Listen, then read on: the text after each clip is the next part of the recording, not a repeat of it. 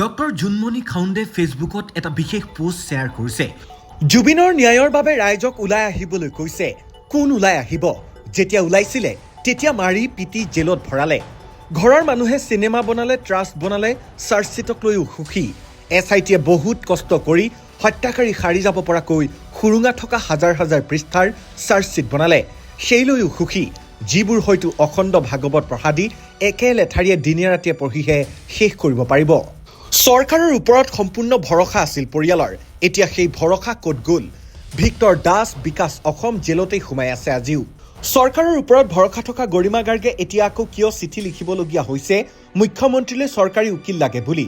মুখ্যমন্ত্ৰীয়ে কেবিনেটতহে সিদ্ধান্ত ল'ব কোনজনক দিব, মানে এজনকহে দিব। চকু বন্ধ কৰি বিশ্বাস কৰি থাকক জুবিন পৰাজয়ৰ শেষ গজালটো মৰালৈকে। আমি ফেচবুকতেই লিখিম, এইটো বয়সত জেললৈ যাবলৈ নাই।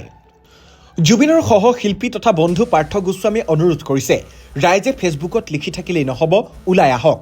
নহাকৈ থকা নাই, ওলাইছিলে ৰাইজ হিলডল ভাঙি। কিন্তু কি হ'ব? জুবিনৰ পত্নীয়ে এবাৰো যদি ৰাইজৰ ছাথ দিলেহেঁতেন, জুবিনৰ ন্যায় যুঁজৰ নক্সাই বেলেগ হৈ গ'লহেঁতেন। চৰকাৰক মনমানি কৰিবলৈ সুবিধা পৰিয়ালৰ লোকেই দিলে। এতিয়া সময়ৰ সোঁতত সকলোৱে নিজৰ নিজৰ কামত ব্যস্ত হ'ল, বুকুত এচপৰা শিল লৈ। ব্যস্ত নহ'বনো কিয়? পৰিয়ালেই যেতিয়া নিজৰ কামত ব্যস্ত হ'ল, বাকীবোৰে কি কৰিব? জেললৈ গ'লে পৰিয়ালৰ দায়িত্ব কোনে ল'ব? দুলু আহমেদ ডাঙৰীয়াই ইমান যুঁজি আছে। গৰিমা গাৰ্গ বা পামী বৰঠাকুৰে দুলু আহমেদক যদি অলপ সঁহাৰি জনালেহেঁতেন, তেনেহ'লে অসমত নহ'লেও ছিংগাপুৰত কিবা এটা হ'লহেঁতেন। এতিয়া জোৰ পৰি হাত পালেহি। ৰাইজে বহুত আগৰ পৰাই চিঞৰি আছিল, চিঞৰি আছে। হত্যাকাৰীয়ে কলিকতাৰ ছুপ্ৰিম কোৰ্টৰ উকিলৰ টীম লৈ আহিল জুবিনৰ হৈ ওকালতি কৰিবলৈ, মাত্ৰ এগৰাকী চৰকাৰী অধিবক্তা। গৰিমা গাৰ্গে চৰকাৰলৈ বাট নাচাই নিজেই টীম খাৰা কৰক।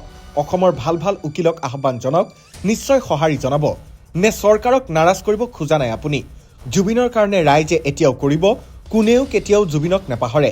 কিন্তু জুবিনক নিস্বাৰ্থভাৱে ভালপোৱা অসমৰ ৰাইজৰ মনত বহুত ক্ষোভ সোমাই আছে।